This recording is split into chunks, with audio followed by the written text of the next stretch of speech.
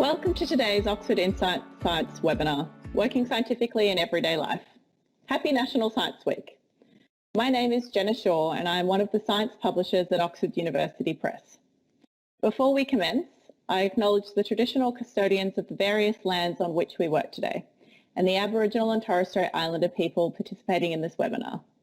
I pay my respects to elders past, present and emerging, and recognise and celebrate the diversity of Aboriginal peoples and their ongoing cultures and connections to the lands and waters of Australia. We are joined today by Melinda Mestry from St Andrew's Cathedral School, Lily O'Carty from Christian Brothers High School, and Maura Solomon from MLC. On the slides at the moment, you can see a brief overview of what we will be discussing today. But what does it mean to work scientifically? Living in these extraordinary times and with so much readily available media, students are constantly confronted with global events such as COVID-19 and the climate crisis. They are also exposed to questions in their personal environment, such as what food has more or less preservatives. This curiosity inspires science, and in light of Science Week, we are focusing on how these events can be integrated with their learning. We are also exploring how students can use these working scientifically skills to approach each of these topics and to think critically about the world. I will now hand over to Maura, who will get us started. Thank you. I'm Maura from MLC, and I'm the Assistant Head of Science at MLC School. I was involved in writing the Skills and Activity book for this series. What does it mean to work scientifically? Students need to ask questions and inquire about the world around us.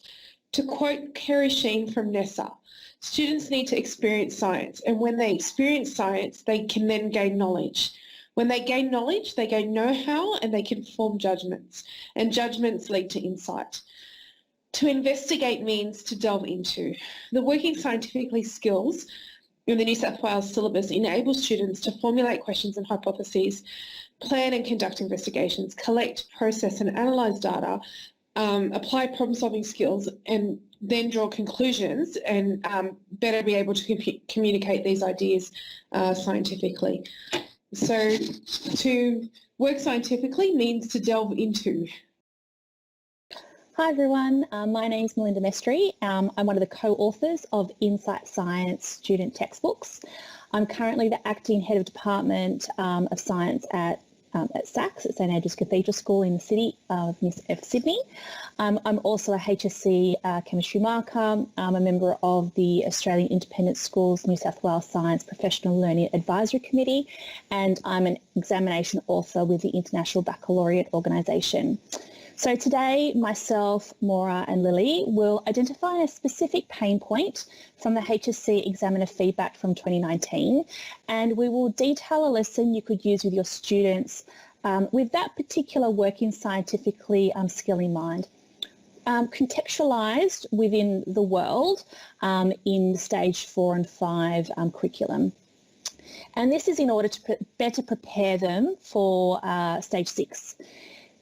If we start with the skill as the centre of the lesson and then hook in our knowledge and understanding areas, then students are better able to see the transferability of that working scientifically skill. So in 2019, the HSC examiner feedback stated that students needed to improve the evaluation on secondary sources for validity and reliability and to better apply their knowledge in unfamiliar scenarios. In backward mapping into stage 5, this relates to working scientifically 7, processing and analysing data and information, specifically the dot point G, where students are critically analysing the validity of information from secondary sources. I think it's important that we are looking at the hierarchy of Bloom's taxonomy in this area, as we are wanting students to evaluate in stage 6 and we are wanting students to analyse in stage 5. This means that there's an additional layer that we need to scaffold for in stage 6 or differentiate up in stage 5. The other working scientific skill to target here is working scientifically 8, problem solving, specifically dot point F, applying critical thinking in considering suggested proposals, solutions and conclusions. So with this particular lesson, we're having students to evaluate the difference between both the Ebola and COVID-19 diseases. So here there is a differentiation up, and then applying this information in explaining the different approaches to the Ebola epidemic and the COVID-19 pandemic.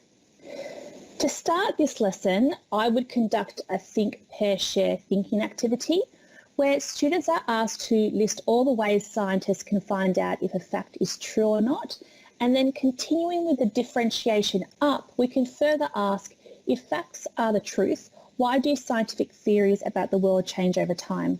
So really looking at science as an understanding of the way the world works, which can evolve over time with multiple lines of evidence, better technology, better interpretations, etc. I would then provide students with two pieces of information, one being a clickbait article in an area of pseudoscience and another being a peer-reviewed journal article. I would really recommend that you check with your local community library to see what journals you have access to if your school doesn't have access to a database such as JSTOR.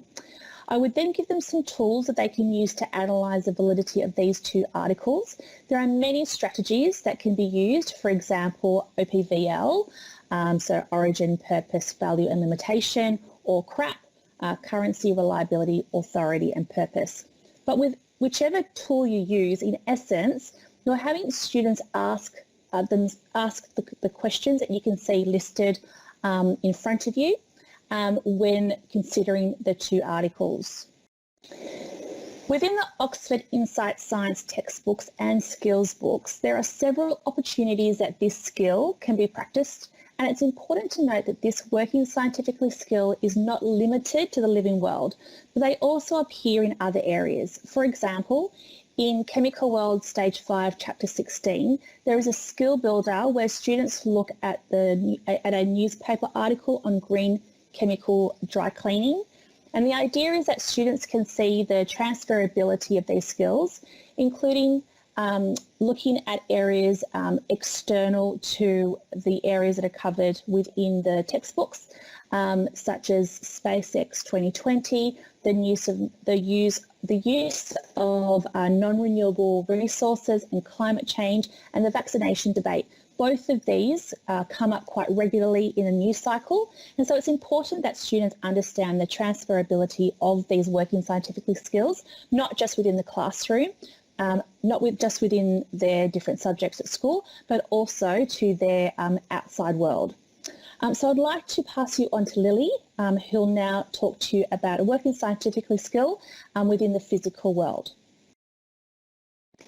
Good afternoon, I'm Lily Okati and I work as physics and chemistry teacher in Christian Brothers High School, Lewisham, and I'm co-author of Oxford Insight Science textbook and workbook.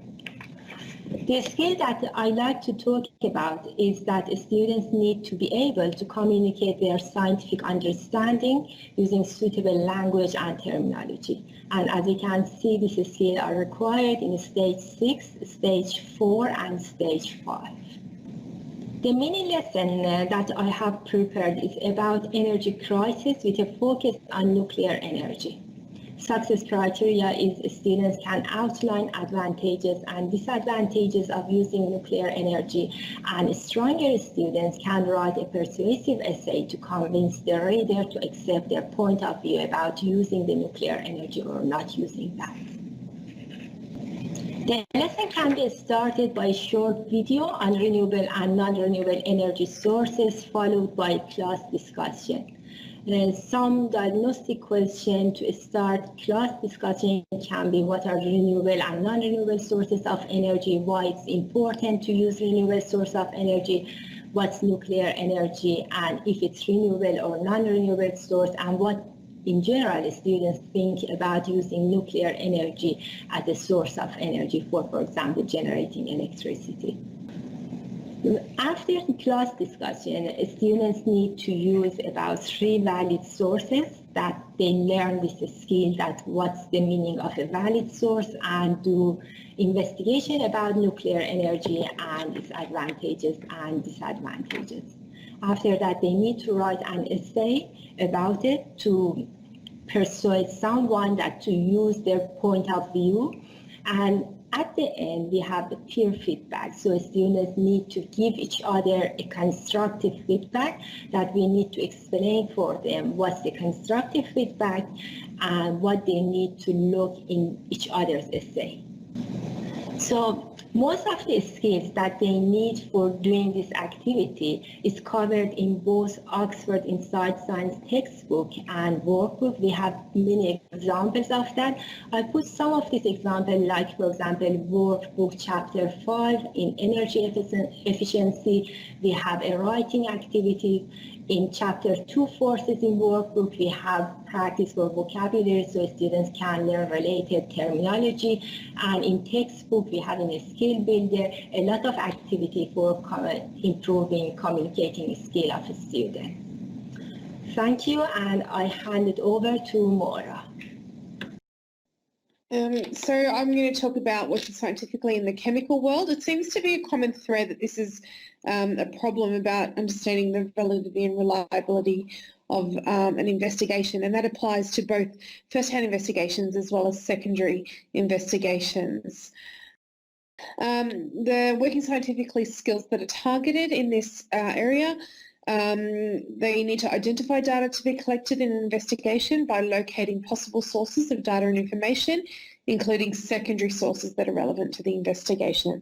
And working scientifically 7, so analysing data by checking the reliability of gathered data and information by comparing with observations or information from other sources, identifying data which supports or discounts a question being investigated or a proposed solution to a problem, and using scientific understanding to identify relationships and draw conclusions based on students' data or secondary sources.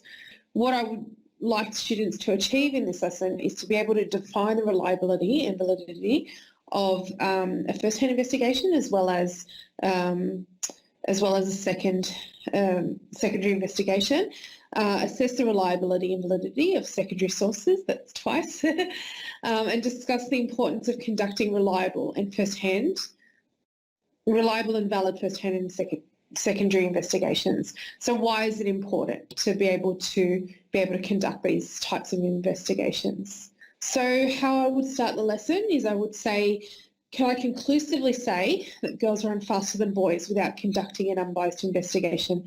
So I will often give the students different types of scenarios. So I'll say to my students, if I let the girls run 10 metres and the boys only run 5 metres, can I conclusively make that decision which is faster? If I choose tall girls over short boys, can I conclusively make a decision as to who can run faster? And so that leads then into discussion about conducting a valid investigation. And so then that applies to how we would write a method or how we would actually conduct an investigation in a classroom situation or a practical experiment. So I would ask students to think about what they think, to brainstorm what they think a reliable investigation means, what validity and accuracy means, and how this might actually also relate to secondary investigations. And then I'd ask them to discuss why it's important for primary and secondary investigations to have validity and reliability. And then hopefully that would lead to the discussion that it is so that we can draw accurate conclusions or well-processed conclusions about any data that we obtain, be it first-hand or second-hand, and then relate that back to the icebreaker question. So in saying that, I would like to actually determine or form a conclusion who can run faster. So how do I do this without any bias, and how do I do this to make sure that my results are reliable? How do I do this to make sure that my results are valid? So there's 2 activities that that I've worked on in these in the chapters. So one is in the elements and compounds in the stage 4, and there was an article that claimed that from a cancer surgeon, a breast cancer surgeon, saying that there was a link between hair dyes and breast cancer. He found there was a 14% increase in the disease among women who coloured their hair. The professor goes on to say that further studies are needed to confirm the results, but there is a suggestion that hair dyes may be a contributing factor to breast cancer. So the actual title of this article was hair dyes cause breast cancer. So it's a claim, it's a scientific claim. So being able to access reliable secondary resources and valid secondary resources is enabling students to be able to form appropriate conclusions about scientific claims and looking for evidence, looking at the reputability of sources, etc. And in the Stage 5 skills book, Inside the Atom, accessing information online. So that one's about nuclear energy. And when they go to the ANSTO website to look at nuclear energy, it only talks about the benefits of the radioisotopes that are there and the uses. So there's a discussion into that about, well, why is that the case, and how do we then make informed judgments about these things? And these skills are transferable across all the sciences, all the KLAs. So being able to make informed decisions and informed judgments is a very important skill. Researching and being able to research and find good sources that are unbiased, that are written for scientific purposes, that have evidence. All of those things lead to students being able to make informed decisions and to assess their the reliability and validity of their sources and their work. So there is a lot of misleading and inaccurate information, and as scientists we do need to think critically and we need to problem solve about the information presented, and there needs to be, in Bloom's taxonomy, evaluation is one of the higher order thinking skills, and we need to scaffold. How do we evaluate claims? How do we make those decisions by weighing up the benefits and limitations and looking at the credibility of the sources? So just some questions to consider when evaluating a claim. Is the publication a reputable source with guidelines and accountability? Is the headline consistent with the information? Are the sources verified by other reputable sources? And is there scientific evidence to back up the claim? Thanks, Maura and Lily, for that. As one of the authors of the Insight Science student books, I'd just like to run through some of the key features of those books. So what the check your understanding questions that are at the end of each subtopic, these are aligned with Bloom's taxonomy and uses the NESA keywords. There are also skill builder questions that are contextualised within each subtopic, but are specifically targeting a working scientifically skill, and so students can see transferability. At the back of the book, there are investigations, challenges and skill labs that are tagged on each relevant page in the body of the textbook. And within the body of the book, there are margin glossary definitions of any bolded key term in that particular text space for improved literacy. There are worked examples so students can see what a good one looks like. And in each stage textbook, there are 2 additional chapters, one for working scientifically, which is a standalone toolkit chapter designed for students to dip in and out of, that is not contextualised in any way. And there's also a SRP, or a student research project chapter, that supports students in their completion of their project in each stage. And again, that's not contextualised in any way. So those 2 chapters are designed to be toolkits for students to dip in and out of throughout their progression throughout stage 4 and stage 5. The skills and activity books are each chapter is targeted to the specific outcomes. So each chapter starts with a literacy builder. There's different activities to build vocabulary and scientific words.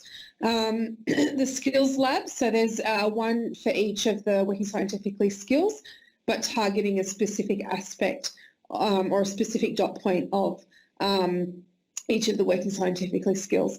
And then the final activity is a skills lab, which consolidates the skills that were developed in the activities in the working scientifically chapters. Thank you. Thanks to Maura, Melinda and Lily. I'm Sandra McLaughlin. I'm one of the secondary consultants for New South Wales. I'm just going to speak briefly about our digital resources and the different purchasing options, and then we'll move on to a bit of a Q&A session. So the Insight Science series, it's available as a stage level printed textbook and a digital textbook.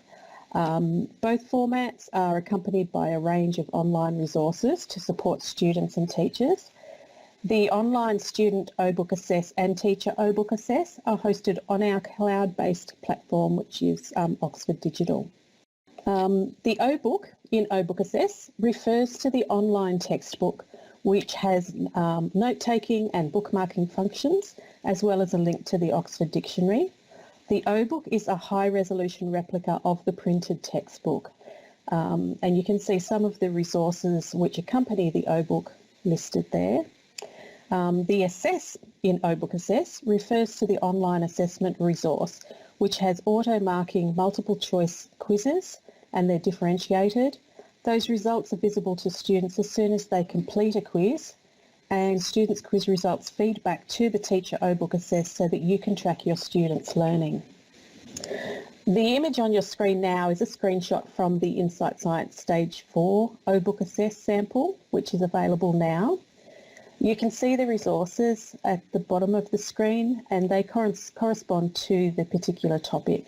So for this example, you can see the resources, the teacher notes, student book questions and answers, and the challenge practical worksheet. You may be able to see the small circle with the line on the teacher notes and the student book answer tiles. This indicates that those resources are not seen by students in the student OBOOK Assess. You can click directly on these tiles in Oxford Digital, and that opens the resource, and many of these download as either PDFs or Word documents. We will also have videos of key investigations online and many other resources. The Teacher OBOOK Assess contains all of the same resources as in Student OBOOK Assess, so including a digital version of the textbook, as well as additional material to support teachers and save you time, such as course planners, detailed teaching notes, answers to every question in the student books, differentiated worksheets, chapter review tests, risk assessments, lab tech notes and mock data for the pracs. From Teacher OBOOK Assess, you can assign work to your students and you can track their progress from the results of assessed quizzes. As I mentioned earlier, a digital sample is available now, so please get in touch with your sales consultant if you'd like to see a demonstration, and we'll put our contact information on a screen at the end of the webinar, or you can visit our website to request access to the digital sample, and the address is there at the bottom of the screen. And now I'll just run through some purchasing options. So the textbooks are $89.95, and there are two, one for Stage 4 and one for Stage 5. And these have a code printed inside which gives access to the Student OBOOK Assess for 2 years. For schools wanting digital-only access, if you have a book list for your students to purchase their own resources, they will choose the Student OBOOK Assess, which is $69.95 for the 2 years access. For institutional purchases where the school has a book hire type arrangement, but you want digital-only access for every student, you will choose the multi, which is $79.95. And the multi allows the school to give access to 3 cohorts who will each have access for the 2 years of that stage. There is a teacher OBOOK Assess, which can be purchased, that's a one-off purchase with ongoing access, or if your school book lists or purchases class sets of Insight Science, we do offer that complimentary. You can see the student skills and activity workbook there. They're $34.95, and these are write-in workbooks and include an access code to the digital answers and some multiple choice assessed quizzes. And the last one there on that screen is the student pack. Now this contains the printed textbook with the code for the 2 years of digital access, as well as the skills and activity workbook, and that's offered at a discounted price of $114.95. And I will hand back to Jenna now for the question and answers. Hello again. So we've got some great questions coming through. I will be reading them out and giving them over to our author team to answer, and we'll start now. So I guess the first question is, do the presenters have any advice on getting students to think more in terms of reliability and validity when they're looking at sources? I think, Maura, you were going to answer that one to begin with.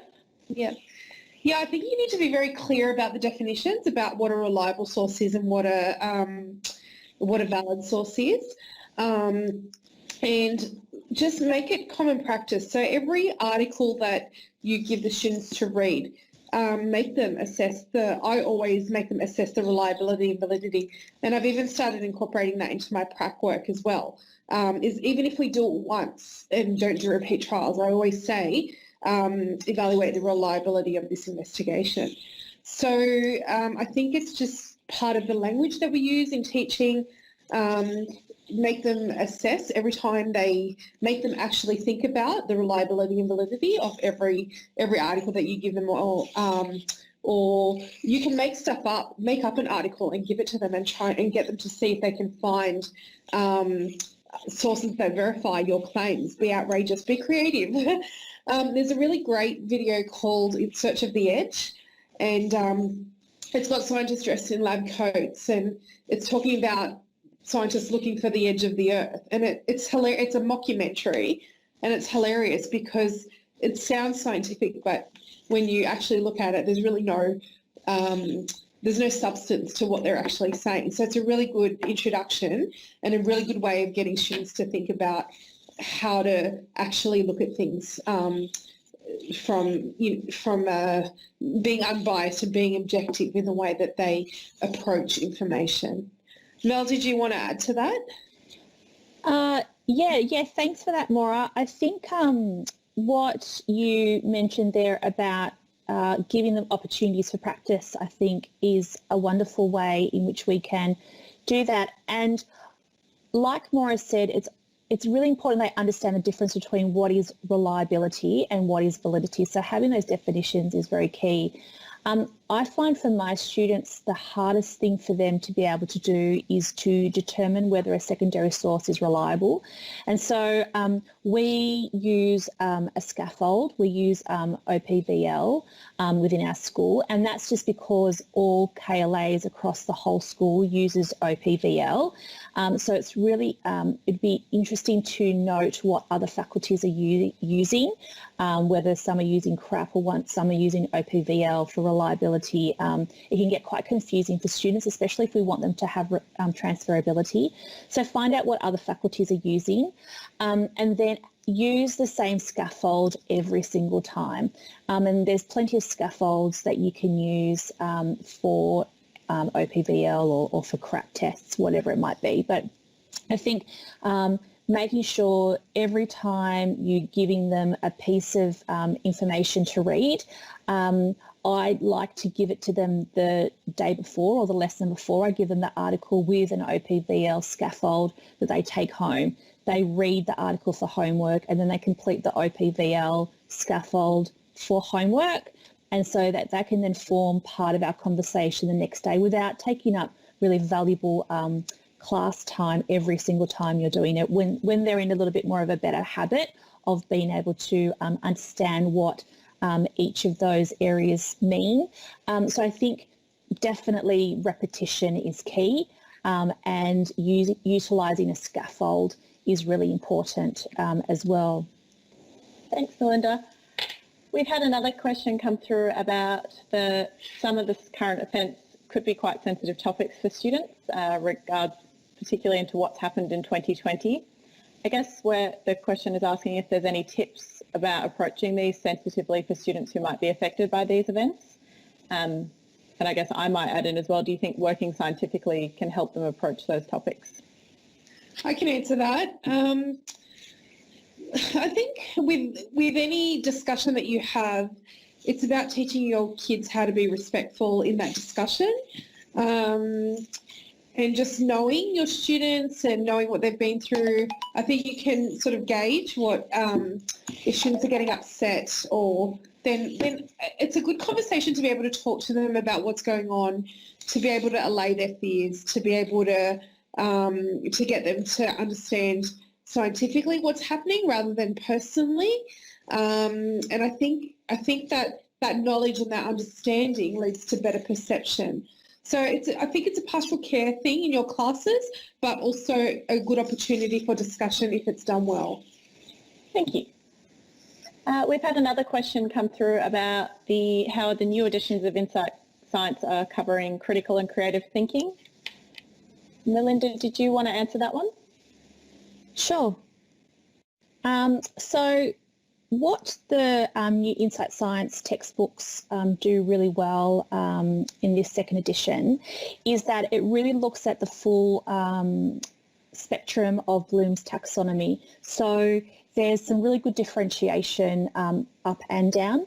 And so definitely in that up area where we're looking at creating and evaluating and justifying, in every chapter, both in the Check Your Learning and in the review questions, there are a number of questions that relate to creating, whether it's creating an experiment or creating some sort of a product or creating some kind of an argument, and it relates, it's contextualized within that particular chapter topic. And I find that that is going to be really powerful for really getting those, gifted and talented, accelerated, and those high level ability students, moving them from maybe just describing and explaining and even analysing, and moving them into actually creating something of their own.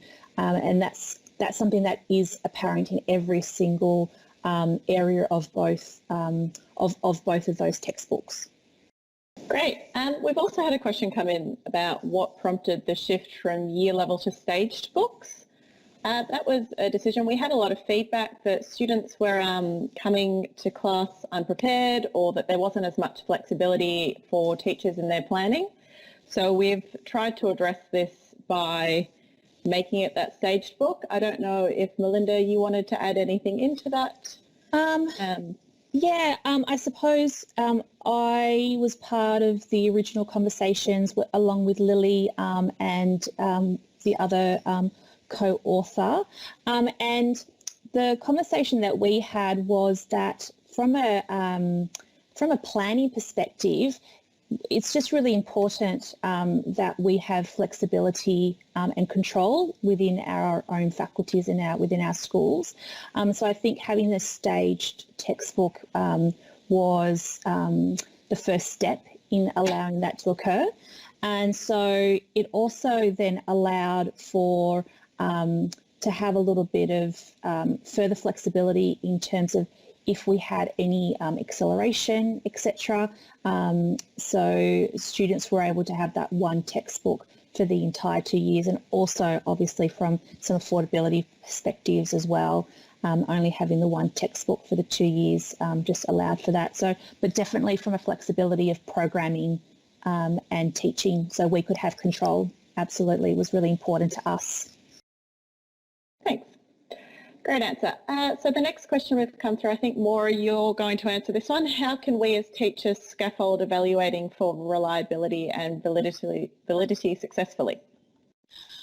I always so if in a first-hand investigation, I say how was the investigation reliable? Which aspects showed that it was reliable? Which aspects showed that it wasn't reliable? And even if they have perfect results, at least they've demonstrated that they've considered the limitations in their data, and the same as the validity. So what were the things that they were able to control? What were the things that they weren't able to control that may have affected their results? So I get them to look at both the limitations in their data as well as like how did it show that it was valid? How did it show that it may not have been valid? And then they have to make a judgment. So evaluating the reliability and validity means they have to form a judgment about the reliability of their information. So they actually have to say, my results were reliable because, or my results, and we don't let them use somewhat. So they have to talk about how it was reliable, what are the aspects where it may not have been, and the same as validity. So it's just teaching them to consider all aspects of their data. Great, thanks Maura. I just wanted to jump back as well to the critical and creative thinking question. I think another way we target that is in the chapter reviews there are questions that are directed towards critical thinking particularly, and in that creative thinking as well. So there are specific questions in the chapter reviews. There are questions throughout every Check Your Learning in every section that will target those skills as well. And it also is addressed within the skills and activity book. All right, so the next question we had is, do you explain validity with variables? So I think, Melinda, you were going to address that one? Yeah, sure. I think it's important to understand, or students for them to understand when we're referring to validity, are we referring to validity of secondary sources, or are we referring to validity of first-hand investigations? Because they both need to be addressed in different ways. So when we're looking at reliability of a secondary source, we're really looking at whether a source has been gathered, whether the data in the source has been gathered using appropriate methods, and do they relate specifically to the hypothesis that's been mentioned. So that's sort of where we're looking at validity of secondary sources. When we look at validity of a first-hand investigation, we're looking at whether we have appropriate controlled variables, and I think perhaps that's where this question was coming from.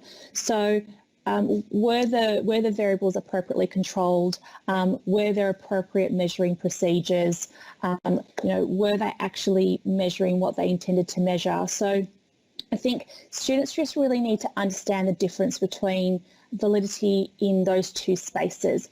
I find that students can use validity and reliability quite interchangeably, and use it interchangeably between, not just within each other, but also between secondary sources and first-hand investigations. So having students to understand that, and so perhaps getting them at the very beginning to put together a table of reliability, what does reliability and what does validity look like in a secondary source and in first-hand investigations. I'm a massive fan of scaffolds, and so every time I can scaffold, I will.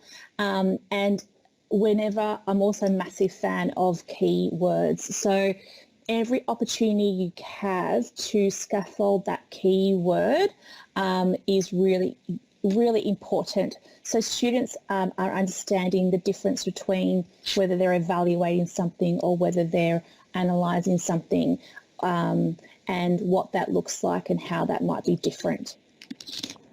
I think there was a question about the difference between a controller. Yeah, so there's the question about the control and controlled variables in a valid investigation. Did you want to address that, Maura? Yeah, I can talk about that.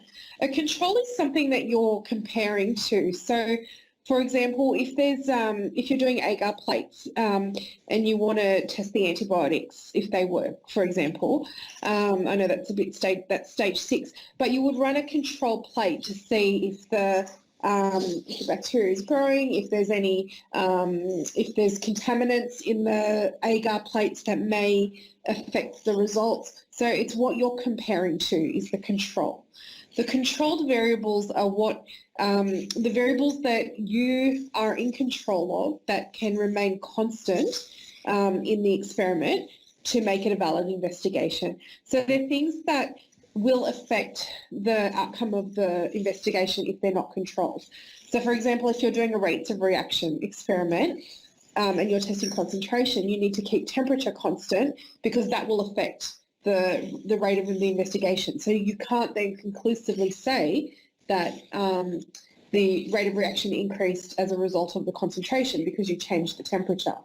So I hope that clarifies the difference between a control experiment and controlled variables. Great, thanks Maura. I think that was good. And just on the importance of that was basically it, just that having the control makes the results valid. Excellent. Well, Lily, did you have anything you wanted to add to anything that we've discussed? Okay, just about something that Melinda already talked about validity and reliability of secondary and first-hand investigation. As Melinda said, it's really important to explain for students there are differences between reliability and validity when you talk about experiment, first-hand investigation, or you talk about secondary-hand investigation.